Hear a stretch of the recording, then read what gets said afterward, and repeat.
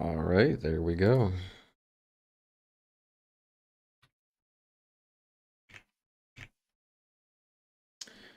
Cool, welcome back. Day 2 of situated here.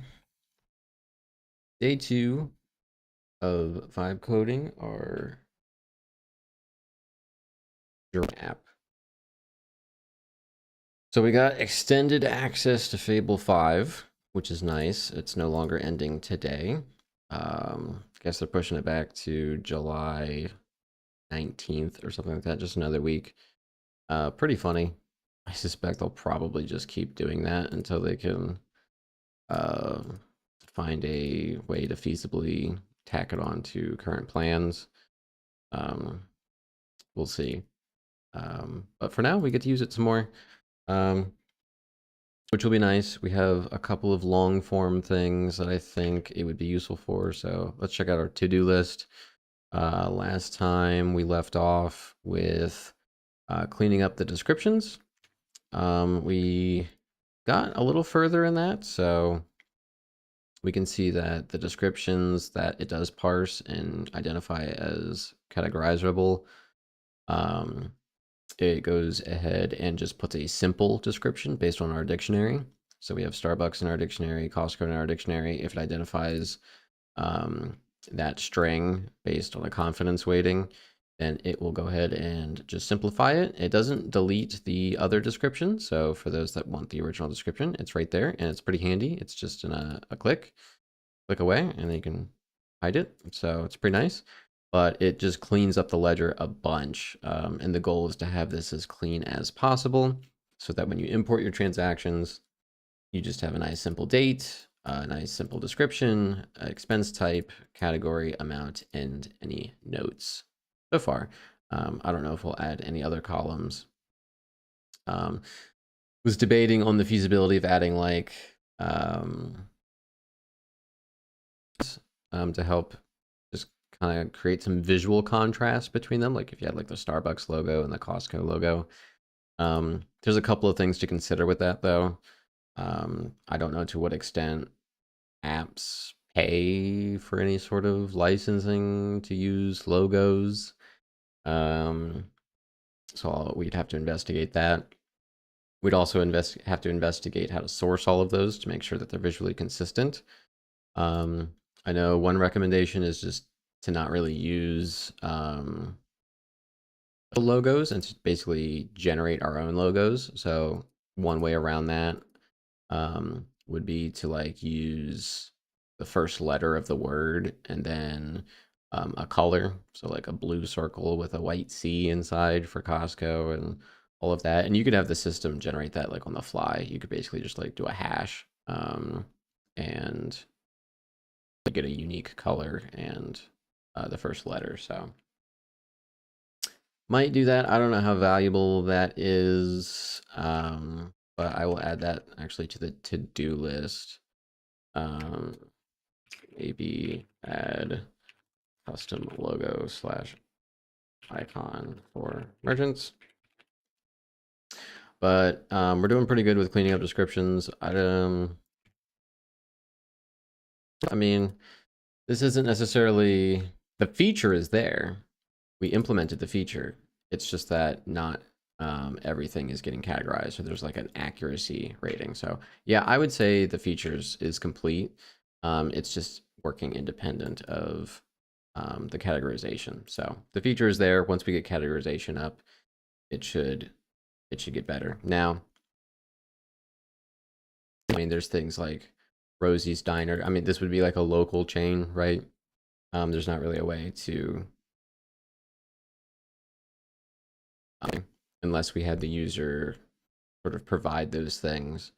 I don't know what the UI UX would look like for that, and if there's a possibility that it could create conflicts or collisions with our current setup.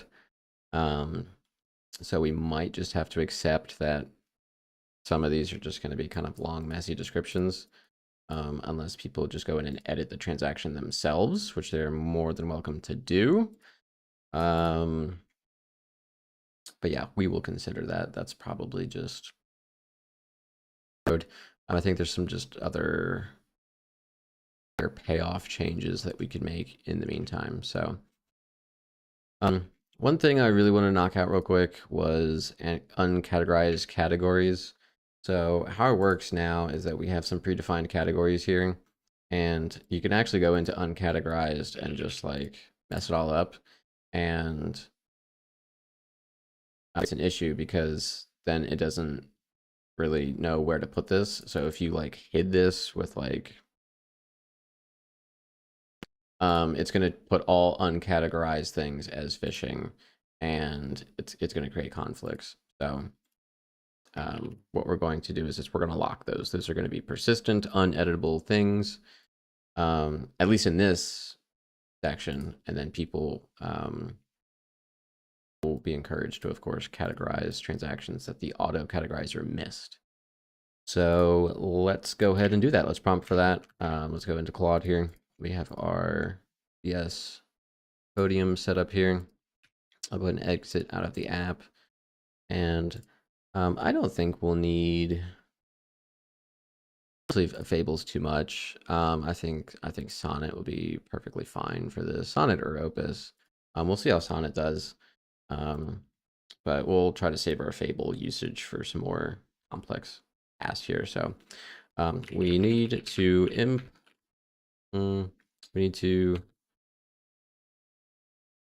change to the categories page and feature, and make it so that the uncategorized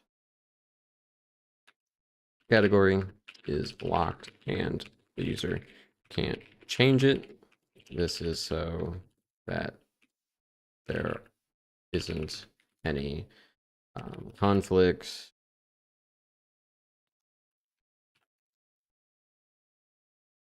Collisions, is that, I don't know if that's how you spell that, conflicts, collisions, or confusion. If the user were to accidentally remove or rename it. Just gotta spell check this real quick. 1 second. Doesn't matter too much, I suppose, but 2 L's. 1 S. Cool. Let's send it.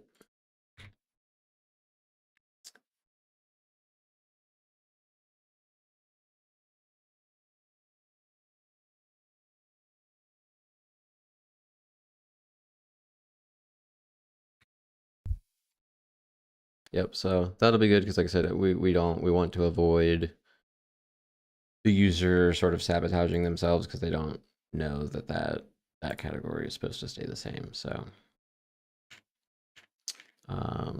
this will be a quick win. Heavy lift, probably do that. That needs some more planning. Yeah, we need to plan for that. We may just start prompting Claude to help us plan for that because I don't really have a super elegant solution at the top of my head on how to handle merchants that shorthand their names and stuff. Yeah, another easy win would be the success modal. I'll probably do that today as well. Right now it's just using like a generic window. We can just make that a little prettier and match the UI that we have.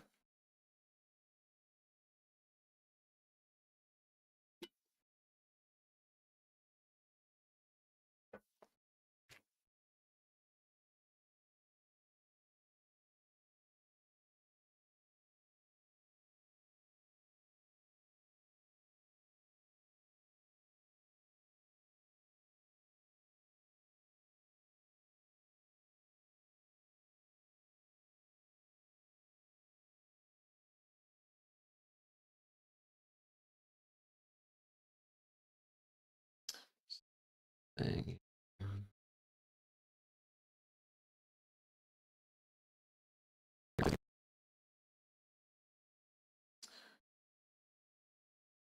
User buckets there. No update. Looks like it's got it figured out. Oh, we did not branch this. That's fine. I always forget to do that.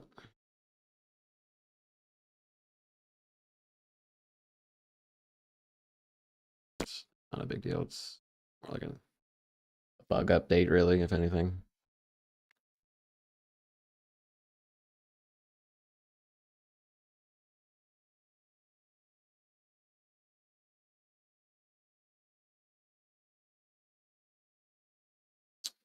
We're getting there. And depth guards on the rename blurs, backstart handlers. Okay.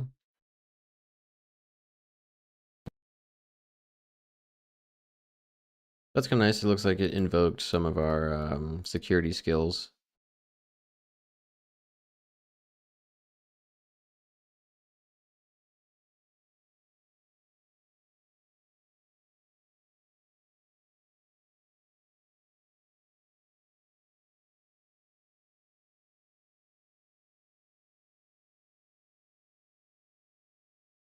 I agree with that.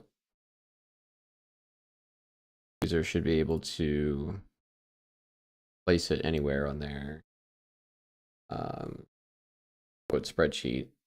I don't have a problem with that. We just got to make sure that it doesn't get removed or renamed. So we might have to go fix that. Not sure if Fable would have caught that. If it would have had better inference as to what I wanted, but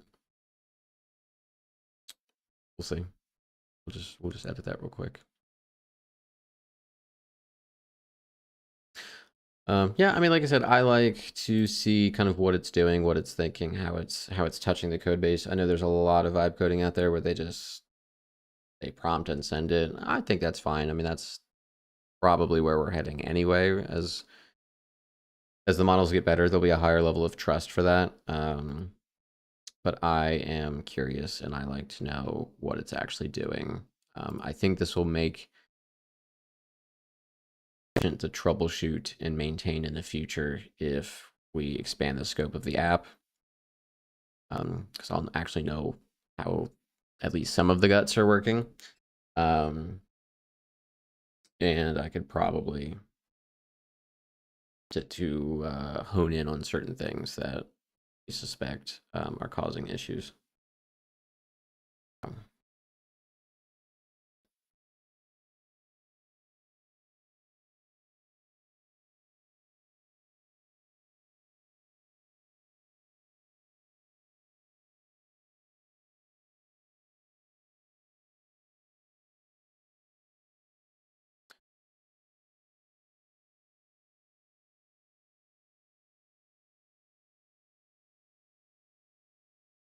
Verification.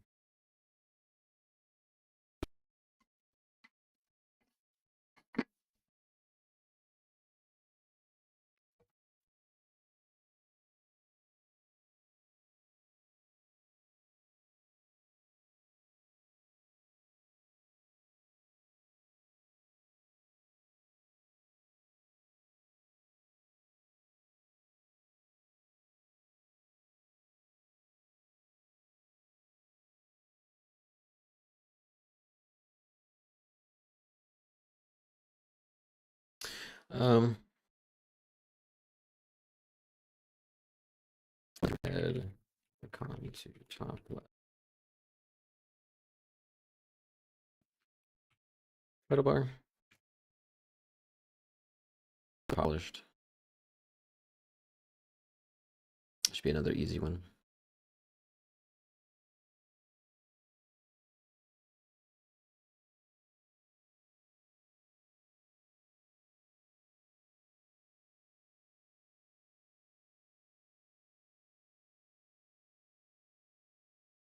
I feel like this should have been a little quicker. I might switch to Opus. Sonnet just like knocks these things out. That Sonnet 5 release, I'll be honest, I think it's pretty bad.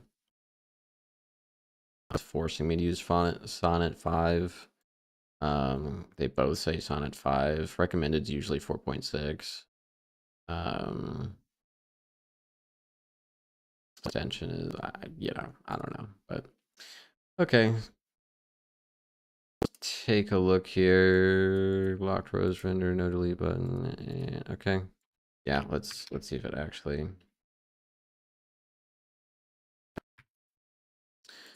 Categories.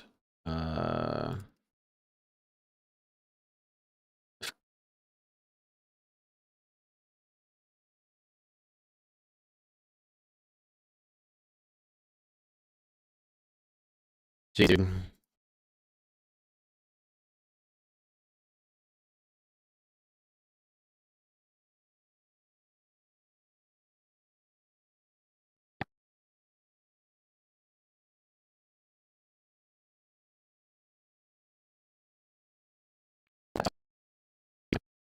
We're getting off on it.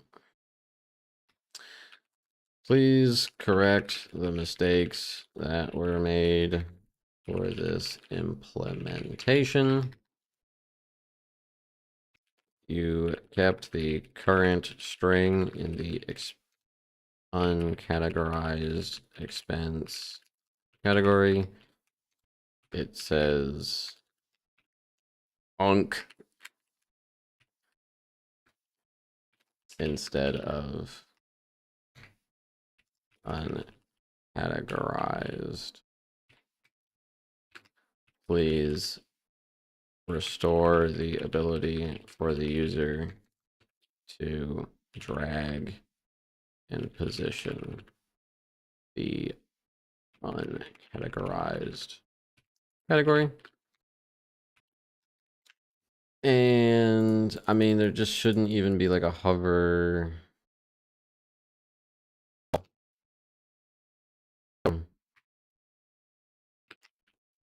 Please remove the text field altogether for that category so it does not cause confusion. Okay. While you're at it, tell Sonnet to just stop being terrible. It used to be so good. Sonnet 4.6 was perfectly fine. It was cheap, it was fast, it was accurate. I don't know what happened. Maybe it's just me, maybe it's just this extension. I don't know. But man, that sucks. That was terrible.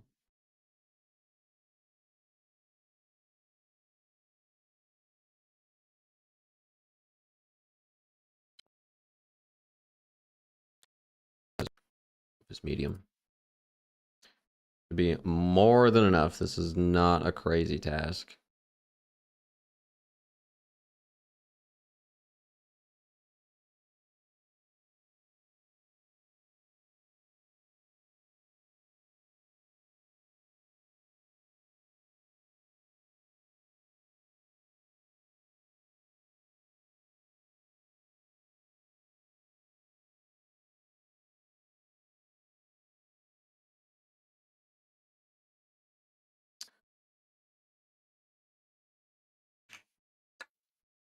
But yeah, like I said, it basically should look like this. It's just draggable, no field when you click it, and of course no X. So far off. Hope it doesn't.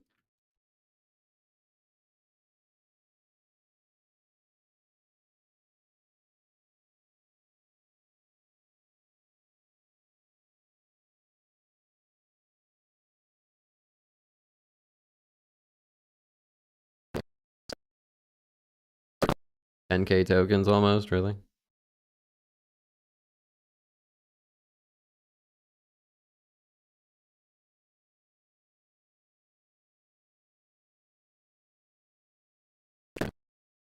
Good grief. Done anything. Oh man. Yeah, I don't know what that's about. Like I said, it was one prompt. I understand if it was like 10 prompts of context that were eating up tokens, but yeah, honestly, Sonnet, that must be Sonnet 5. Guys, avoid Sonnet 5. That's my official recommendation. Sonnet 5 is super trash. What they were thinking. There's a use case out there um, that it's just better suited for some kind of other task other than what we're doing here, but uh, I don't get it.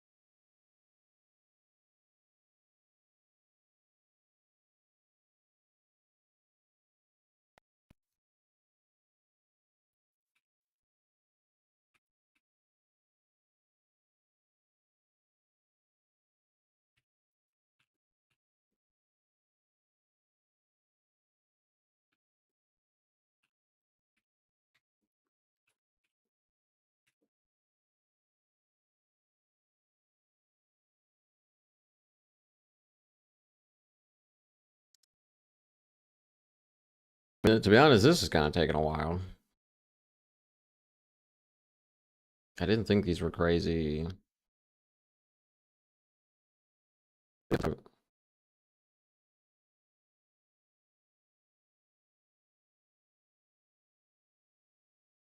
don't know.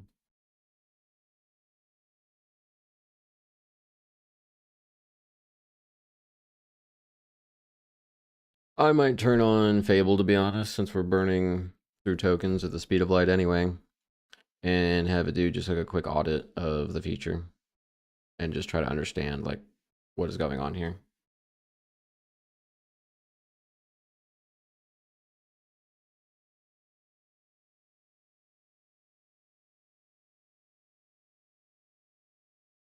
Create more expensive prompts in the future, right? Like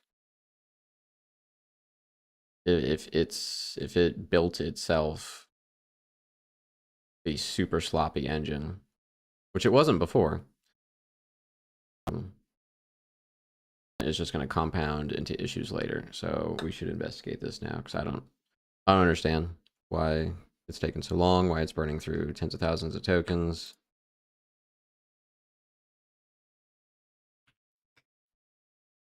I mean, Jesus, 20% off of 2 minor fixes. That's crazy.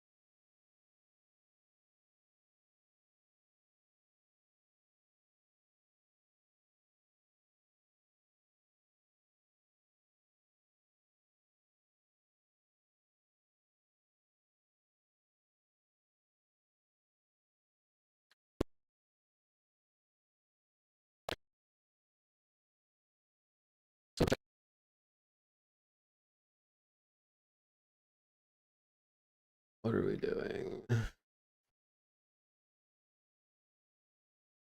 That dude.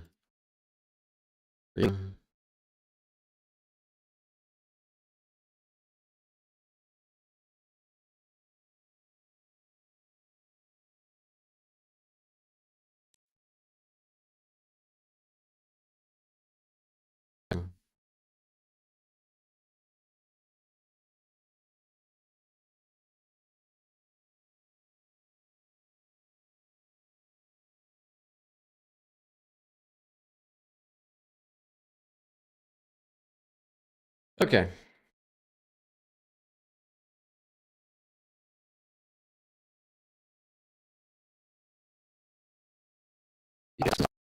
Who knows if Fable will even be able to. We're just gonna do extra. I really don't care at this point. Like, I've never seen that before. Like, it's just that is so deliberately sloppy. This is sloppy cash flow statement. Still shows the unc header for uncategorized expenses. Please investigate this entire feature and pipeline and I like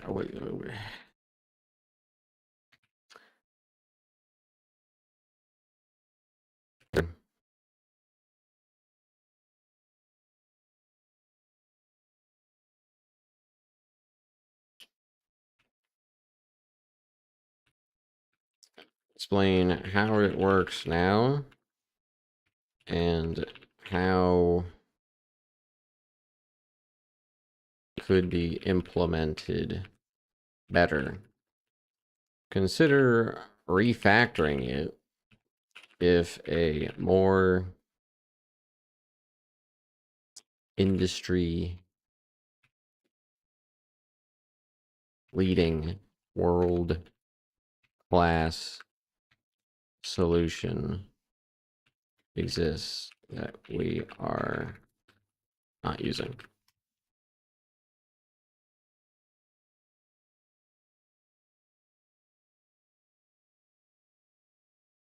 Things like that last sentence should it to do research. Instead of just using our own repo as the context and being like, oh, well, it works, and oh, we could tweak this. We're trying to get it to go out to the internet and get resources and education and knowledge on what good engineering looks like. And then come back and be like, oh, okay, yeah, if we compare this to, you know, somebody else is doing or, you know, other technologies that are out there. This is actually bad or we're actually on par or this is good or whatever.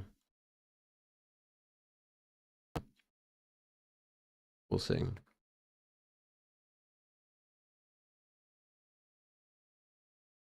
It should be as straightforward as yeah, and you know, nothing is like super straightforward. I understand that, but it should just be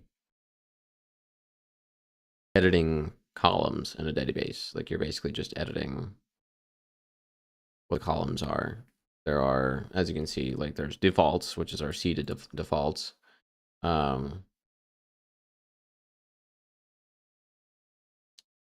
But I feel like it's just unnecessary complication happening here. I suspect. That's my suspicion. Let's see.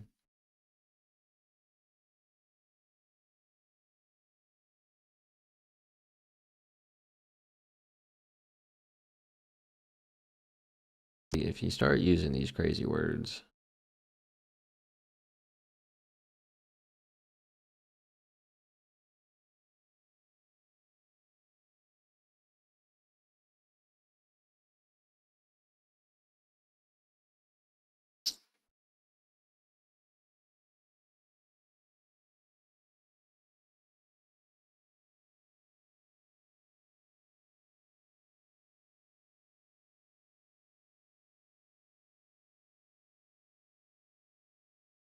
We'll see what it says. It's not saying much along the way.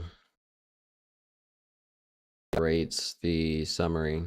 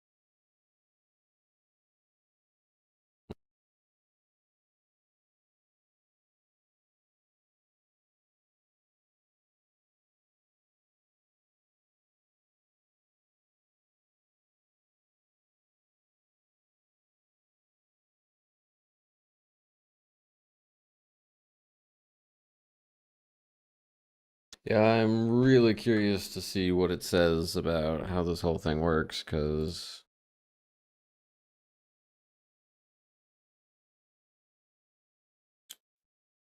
I'm worried that the model might be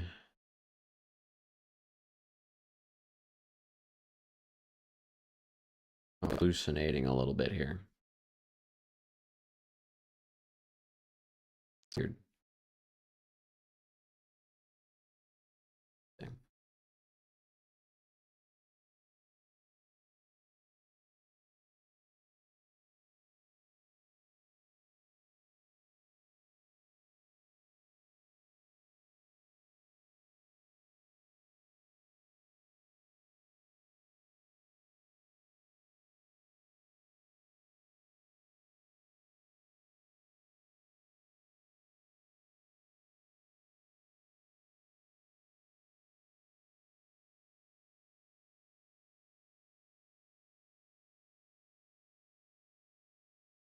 Do audits before, and they're actually pretty decent. Okay,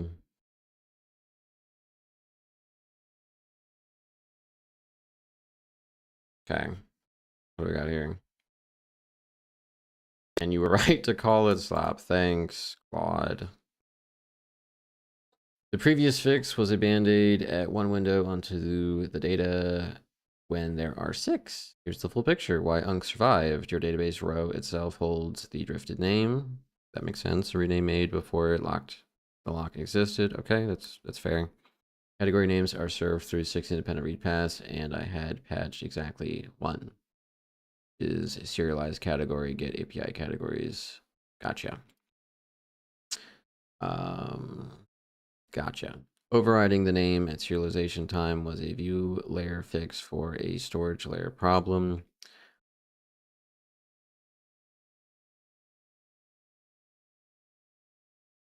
I'll be honest, I don't know what that means. Overriding the name at serialization time was a view layer fix as it was for a storage layer problem.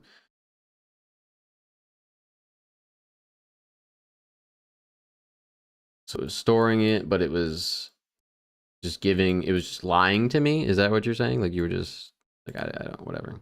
It could never scale. No shit. Every current future reader would need the same special case. The correct architecture that's now in place. The industry pattern is enforce invariance at the storage boundary, reconcile at startup. Hopefully that means that whatever is stored is, well, let's see what it means. Fix the row once, and every read path is automatically right. The app already had the perfect hook. See defaults is documented as independent and runs on every database open, 3 layers each doing one job. Mention API right guards, rename every retype, delete, uncat. Okay. Reconciliation. Now heals the 2 system buckets, name cat type, back to canonical. It's repaired the next time you launch the app. Okay. Okay. Position is deliberately not healed. You can still reorder them and ordinary. Okay. Yes, proven. Okay. Presentation. Serialized category name override is deleted. Only mass bugs. The row is now trustworthy, so every reader takes CNAME verbatim. New regression test. Drift uncat expense to uncat rename dining and reseed uncat field.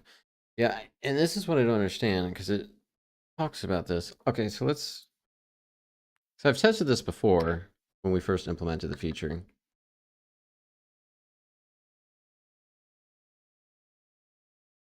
Okay.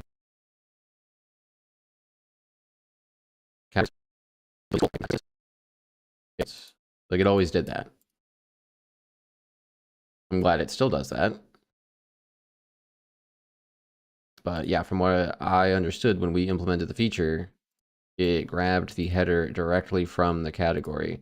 Now, it might have been coded one way in the database, but it should heal the database based on these names now. And it sounds like that's what it does. DJS now heals 2 system buckets named back to canonical on every open. It only does it on launch. That's fine. I'll close it out, relaunch.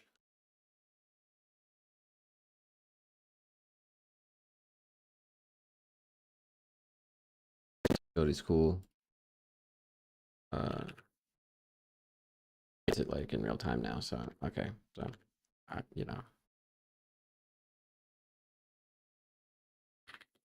Anyway, I mean it's working. It's working right. Move that up.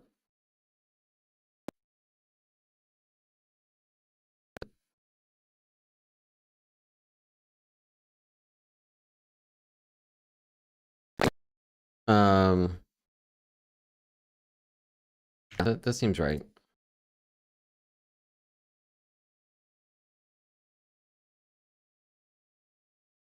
Um,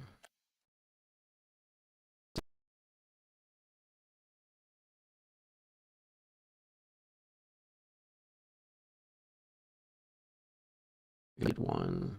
We delete insurance. 6. That's good. Reassign. Okay.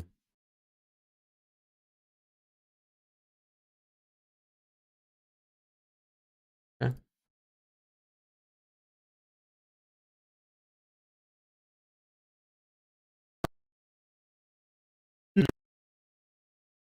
We don't have any other income.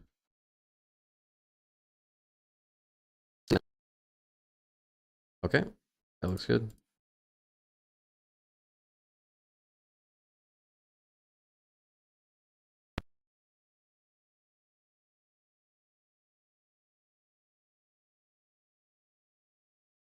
New category.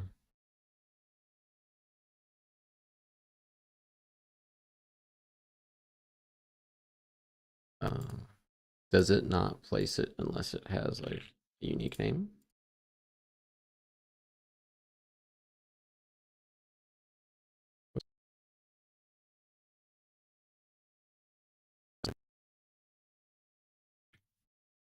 Fun.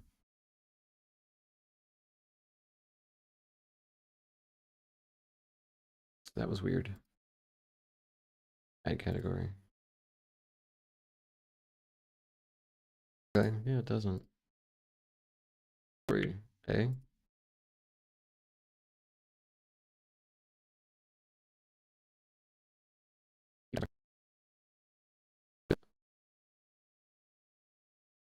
Okay, it's a bug. It's fine. Looks a lot better. When we create a new income category, bug though. We create a new income category.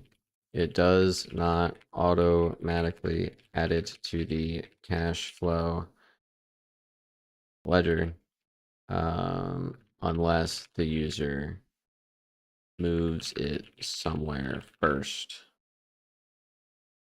Can you make it so that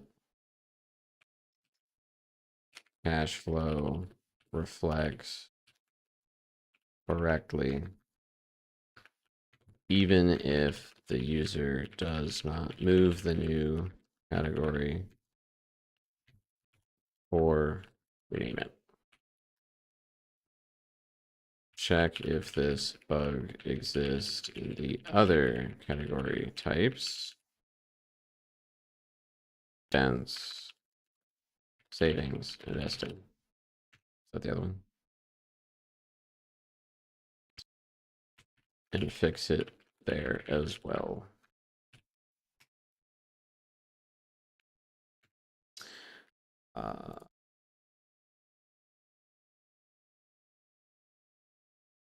We technically did do this, so we can cross that off our list. Getting there, guys. We're getting there.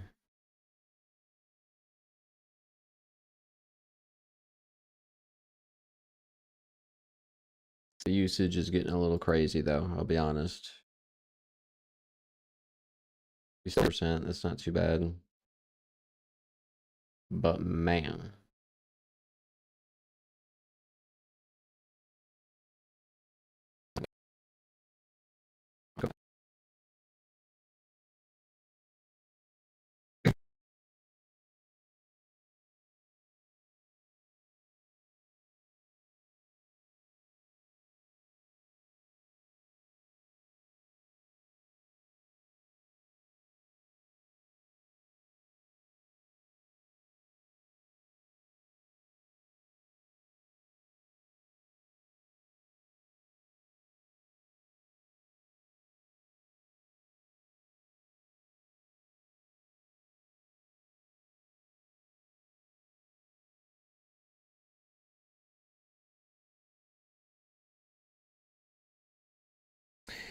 Yeah, what do y'all think about the though? It's kind of interesting because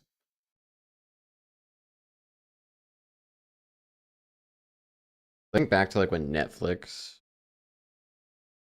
implemented that like no password sharing policy, and the internet was like, oh my goodness,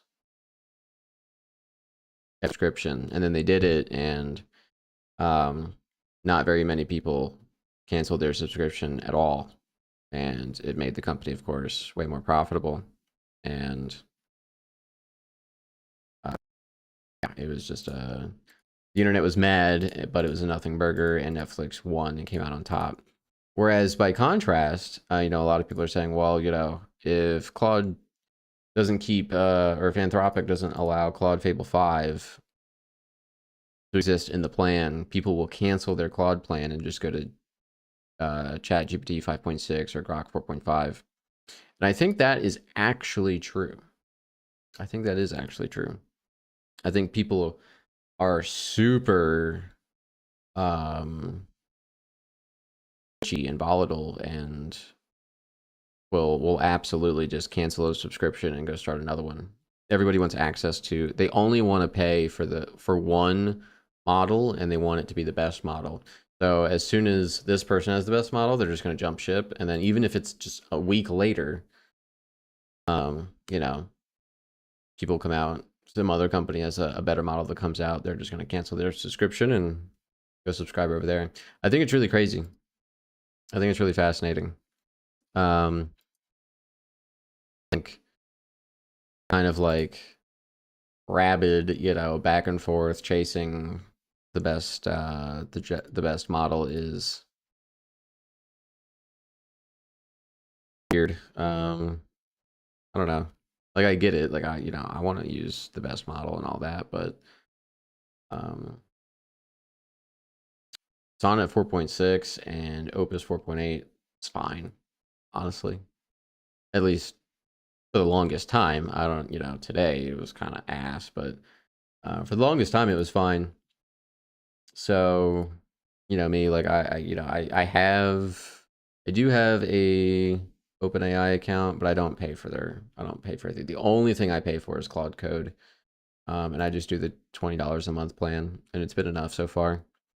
So I'm not really kind of jumping around to all these different things. I would like to try these other models because trying is fun, but I think there are some people out there that are like, yeah, I have the $100 Claude Max plan, and I'm just gonna cancel it and go to OpenAI, and then as soon as Anthropic comes out with Opus 5 or whatever, then they're gonna just cancel and come right back or whatever. Like, I'd rather just pick one.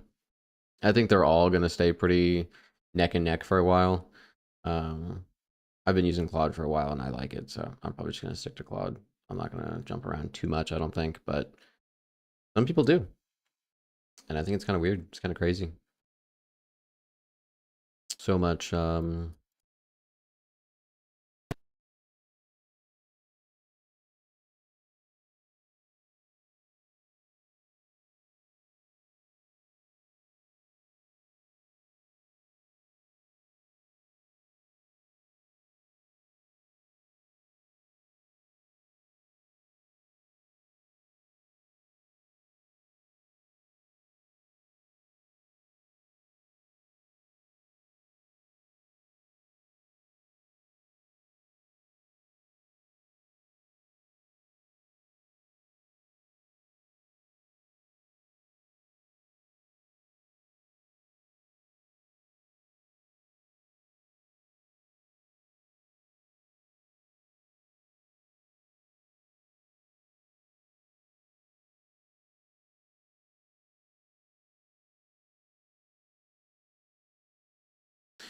I probably should have. Well, fine. I'm gonna commit this though.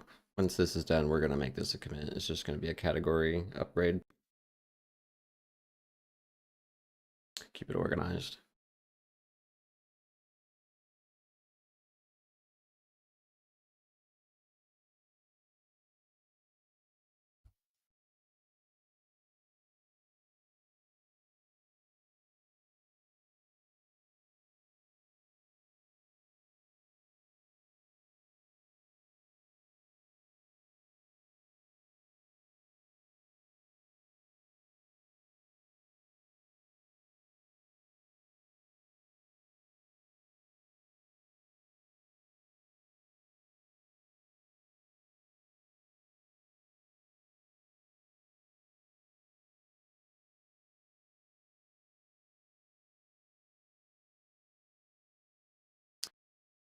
I think if there's anything else we want to add to this, I mean, there's stuff that we obviously need to work on, but always trying to think about what's coming next.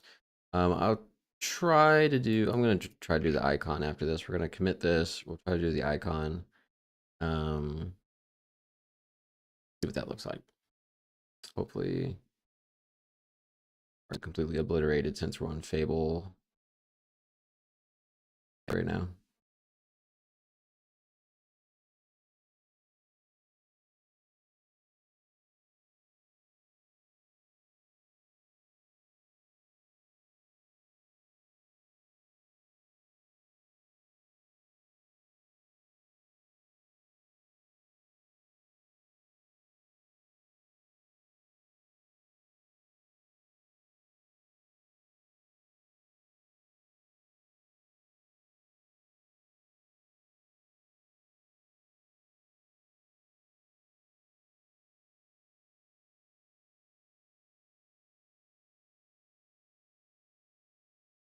Popped up on my other screen.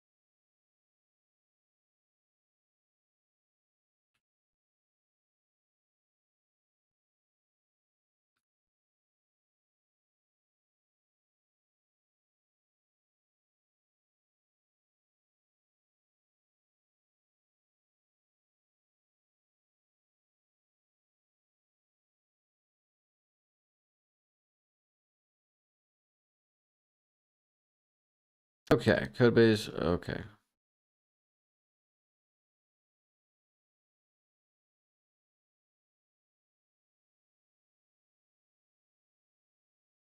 All right. Let's see what we got.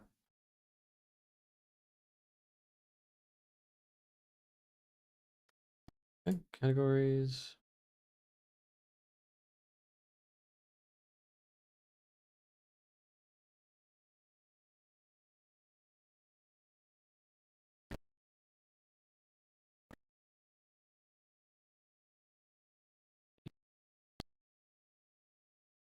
Feel like it. Was that always there? I mean, it was, but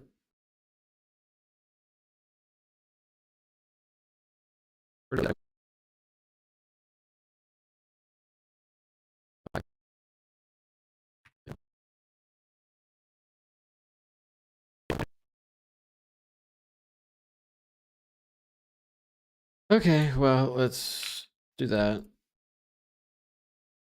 Great, that works. Next bug. In a bug land, I just want to work on some visual stuff. Great. One more bug. When the user deletes a category,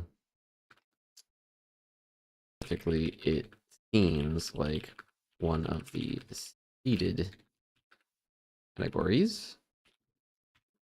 It comes back when they relaunch the app. It's not actually removed from their DB. Please investigate. Investigate.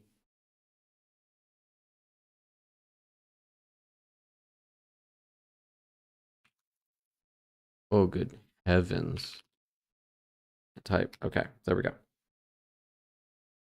All right. Getting closer.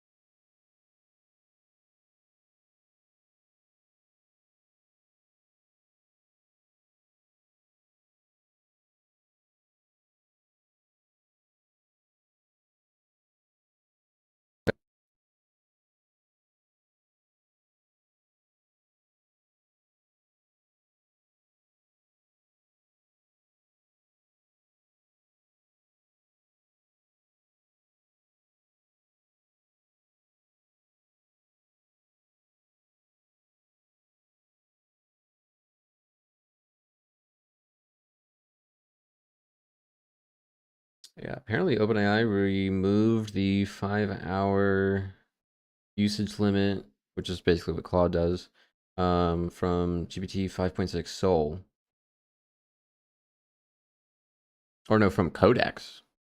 Just from Codex. And so you can use any of the new 5.6 models.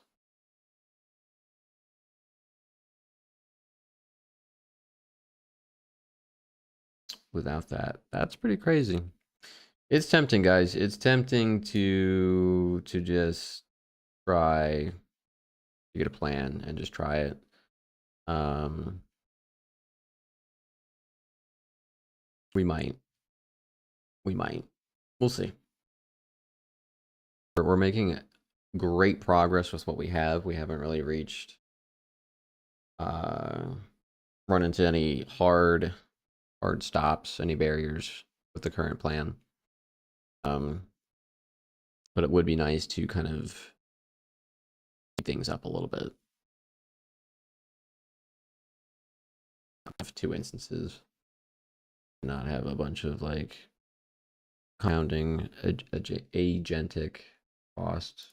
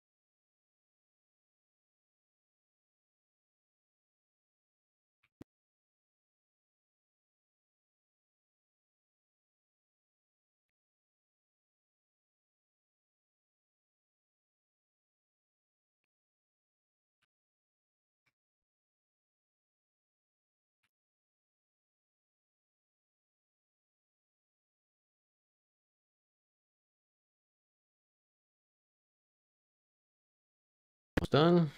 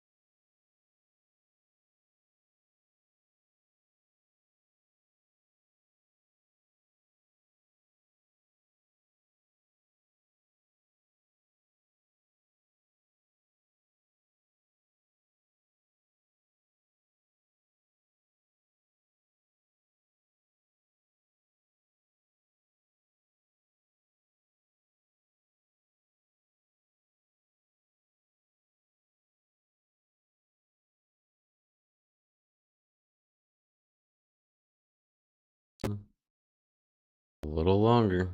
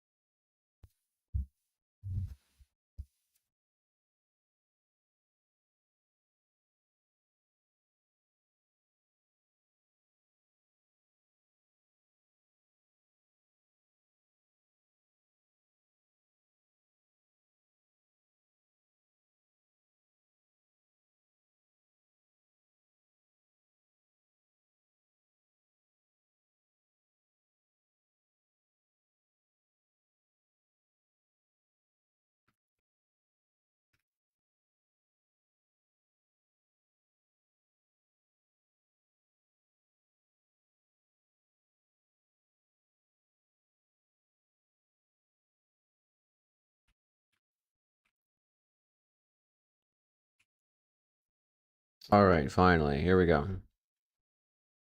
Runs on every DB open, that's by design. That's how the heal works, but its category block reinserted any default categories key missing from the table. It had no way to tell. It never existed apart from use function. RDC, it's only when the table.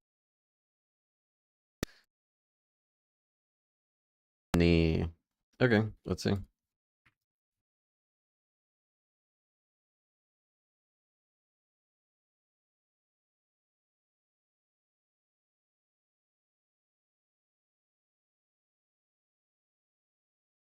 Oh,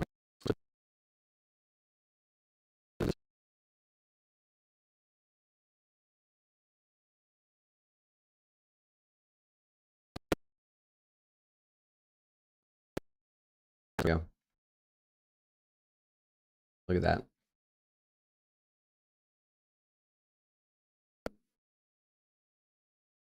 Very nice. Okay, let's go ahead and commit this. Categories, update, commit.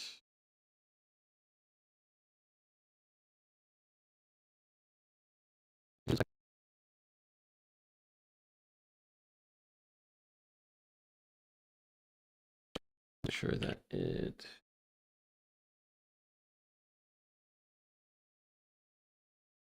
is good.